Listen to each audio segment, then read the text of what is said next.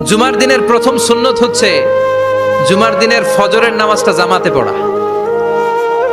সবাই কয় খাইছে, হুজুরে ধরছে জায়গা মতো, আসল জায়গায়।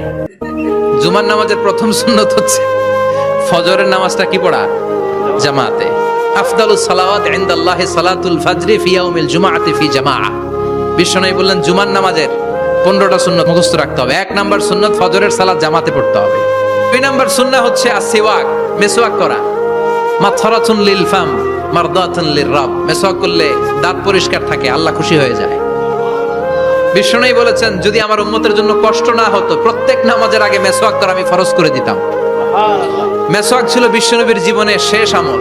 এই মেসওয়াক করে বিশ্বনবী শেষ নিঃশ্বাস ত্যাগ করেছেন। আপনার নবী আমার নবী, ওনার জীবনের সর্বশেষ আমল ছিল কি? সুবহানাল্লাহ কইবেন না?